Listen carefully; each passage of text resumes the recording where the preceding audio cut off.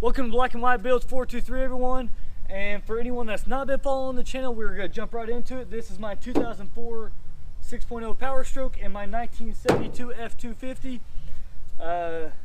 What the project is to convert this body and everything over to this frame and powertrain to where I have a 1972 F250 that is a 6.0 Power Stroke. And I'm running into a few problems here and there, but that's bound to happen with any project. But I have a lot of people asking me what is for sale, what's not for sale, because obviously anything that is not the powertrain and frame on this thing I don't need, and anything that is the exact opposite, anything that's not the body, you know, interior and all that stuff, I don't need on this thing. So anyways, I'm going to jump into the 1972 and what is for sale, and then I will be jumping over to the 2004 and what's for sale and what's not for sale, because my mechanic has picked a few parts here and there that he does want. Obviously, until my mechanic buys it, it will technically still be for sale. But anyways, I keep having those questions on the past couple videos. Hey, what's for sale, what's for sale, what's for sale? So today, that's what we are jumping into, what I can sell off of these things and what I can't. And this thing is still not fully sanded, as you can tell here and there. I have made a lot of progress on the passenger side, but the driver's side has still not been touched. But it is still early in the weekend, and by tonight and by the end of tomorrow, I do plan on having this fully sanded down to where I can start figuring out, you know, taking off bumpers, grills, you know, all the wording and everything, to where I can start really truly getting it ready for paint, and hopefully that can be the next video. But anyways, we'll jump over to the 72 for now.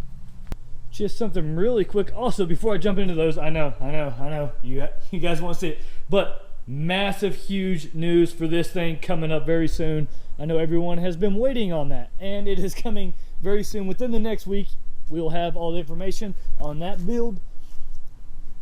So to the 72, I am obviously keeping all this here. Let me go ahead and pop the hood, let you all see that for who has not seen it recently.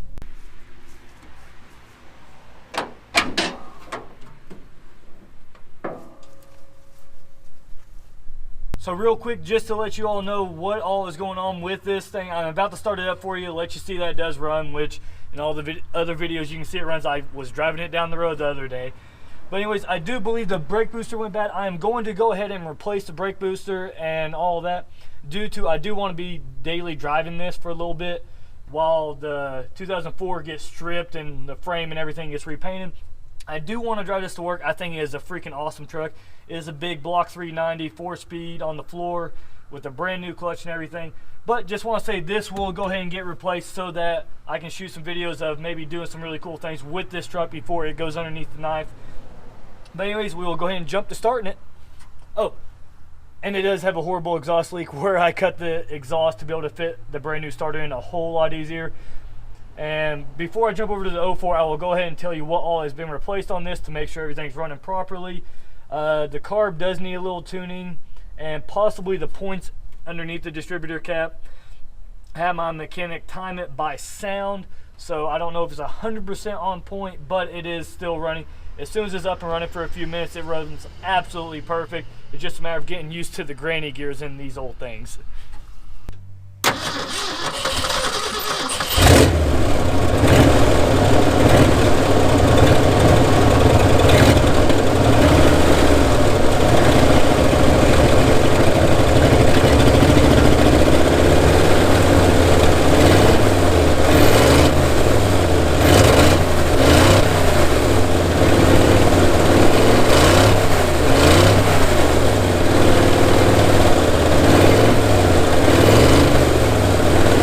So as you can tell, it does need a little bit more work. It needs some tuning, but it is up and running. Everything is functional. Put brand new oil in it, brand new distributor cap, points inside, new plugs, wires. Went ahead and replaced the starter solenoid over there, the starter, the ignition coil, and I believe that's all it took. And technically speaking, I ran this wire to the wrong post on here, or I believe that actually would have started it up initially. And surprisingly, this whole setup, obviously it looks a little old and everything, but it has only 26,000 original miles. I bought it off the original family, which is freaking stellar. It's got the 4-speed in the floor, brand new clutch just put into it, which all of that work alone and the parts I put into making this thing work and be reliable, other than just tuning it up a little bit. I think just those alone, I've put more money into it than what I'm going to get out of the whole rolling chassis. But hey, it's been really fun. New battery, all that stuff, redone the wires and everything. But obviously there is still quite a bit more that can be done to this. But I'm going to go ahead and do the brake booster so I can daily drive it for, you know, the next few weeks until it is ready to, you know, tear this thing apart, take this whole body off. Or if somebody does want any of this stuff, you know, this as a rolling chassis, which I'm going to show you the flaws as well. But if anybody wants this rolling chassis with a big block 390, brand new clutch and everything, transmission works just fine. I do grind it very rarely, but here and there in the videos I have grinded. That's just where I'm not used to, where I can't just shift in the first gear at like 10 miles an hour because the gearing is that low, so that does throw me off a lot. But anyways, I will show you one of the big flaws and everything, but here's the meat and potatoes of the whole thing. This is what y'all would be buying it for.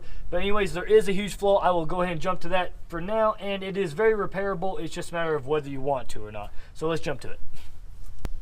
Alright, so the rolling chassis is two-wheel drive, which I'm sure everyone knows that because I bought a four-wheel drive and a diesel just to be able to swap this over, which I think it will be sitting a lot higher. I mean, just look how much higher the newer trucks sit, and my 2017 Platinum I used to sit a whole lot higher than that, so they're just becoming monsters these days. But here is the one problem with the whole truck that I noticed whenever I was doing the brakes. That right there, this side doesn't look nearly as rough, but you can see some frame repair work where it started to crack at some point in time, which I know you can clean it all up, re-weld it and everything, which that's what I'll actually be doing on the other truck over there because the frame is too long where it's a newer truck, so it will have to be cut and welded and fabricated. But that is honestly the only issue with it. I've been driving around town and everything. The truck's in great shape. It's just a matter of getting it tuned properly, you know, everything hitting just perfect, obviously, with this old truck. But that right there, I will go ahead and jump over to the other side and show you what that looks like because it shows it a little bit better. Coming over to the other side, there is what really shows it, where the crack is right here. So actually, if it went any longer, I believe if you wanted to just do this type of band-aid fix, you need to put one down here as well. But if I were to keep this frame, I would definitely just have the whole frame redone, have it re-welded, fixed properly by, you know, someone that knows what they're doing. I am not the best mechanic, but I do know you can salvage this. It's just a matter of whether you want to or not. But now, other than that, I mean, you all have really seen everything. It's a very simple truck. Has the brand new transmission in it. Engine technically has less than 30,000 miles on it, and it's up and running. But we will jump over to the 2004 now because I know that's what most people want to buy. Over to the 2004 Power Stroke. Here we go. You can see how nice all the interior still is. The only flaws in the interior is this little rip right here, and it wants to start deteriorating right here as well. And I do know someone specifically asked me for the cup holders, but I can say this one is fairly loose. This one does actually recede back to where it's supposed to go, but this one is loose. But if I really need to start parting it out little piece by little piece just like that, I definitely can. The truck has 322,000 miles and some change on it overall, but as you can tell, the dash and everything looks like it was just bought. I mean, I'm extremely impressed with the interior on this truck. Don't have to worry about any power issues on this thing. It's manual locks, and most people don't know what this is anymore, but yes, it does have that. It's crank everything. It is 100% a worker's truck. It just happened to be maintained extremely well. The only problem with the interior is new weather stripping, and if you really wanted to be picky about it, this area could be repainted. The doors, perfect condition, absolutely no rust. You can look in there, no rust at all, nothing at all to worry about. Oh, this is the only issue. If you pull the bottom of the handle, works 100% fine, great and dandy. But the top part is a little broke, so I would put a new door handle on it if I were to keep this body style, but I love my 72 body style, so that's what's going over. And mirrors are in okay shape, to be perfectly honest. If you're not buying the whole cab, I would just buy a new set of mirrors, just because they have nicks and everything, and mirrors are fairly cheap. Fenders all the way around, rust free. All you have to worry about is the overspray where they repainted underneath, or repainted all of this black plastic, and it oversprayed onto the fenders. But other than that, there are nicks and everything, so if you really wanted to repaint it, you can. Door's perfect shape other than the door handle, and actually first time seeing that little ding right there. But there are a few little dings just like that in this bed. I just don't know how well it's going to show it. There's a ding here, chipping here, but that's obviously expected at over 300,000 miles. So there's a little few things here and there. Once again, overspray. But no rust at all. Perfect condition. Then the tailgate, it has a couple nicks and dings in it, but once again, zero rust. Nothing to worry about there. Bumper's still in fairly good shape. I mean, the plastic has started to dull on it, but you can use some of that back to black plastic restorer. Then over to the passenger side of the bed, same concept, just a few little nicks here and there. Then there's a slight little dent right there you can kind of see. But here is the only problem with basically the whole body. There is a decent dent right here, but you can definitely knock that one out. That one should be fairly easy to fix up and patch up. No rust. This door handle works just fine. This one's good, guys. This one's good. But anyways, once again, no rust to worry about. It's just dirty. If you really wanted to, you could go ahead and repaint this if you really had the urge to. But everything's in perfect condition. No cracks in the dash. Heck, I'll go ahead and throw these in for you guys. Okay, all right, obviously I wouldn't take it off. But here is the other issue.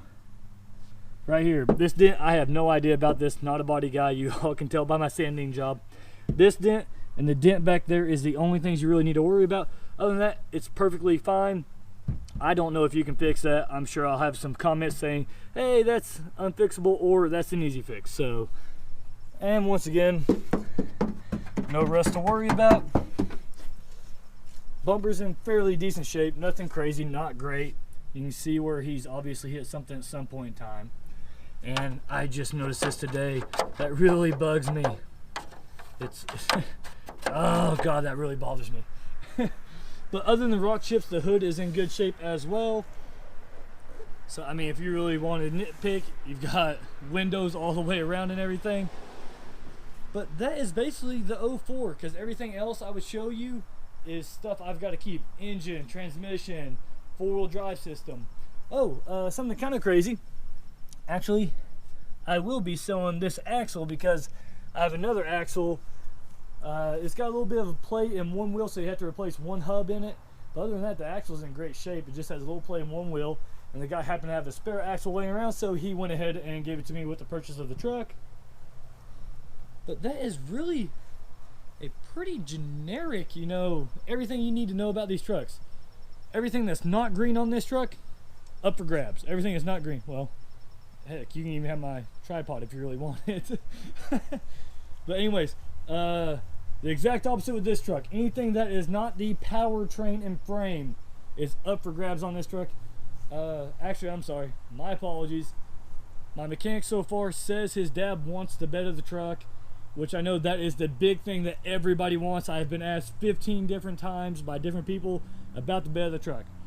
If he doesn't buy it within the next week, week and a half, I will 100% throw it up for grabs, because the quicker I sell the parts off these truck, the quicker I can definitely get this project done, and I can have, I believe, someone can correct me. If you can't correct me, please go ahead and throw it in a comment, a link or something. Hit me up on Instagram.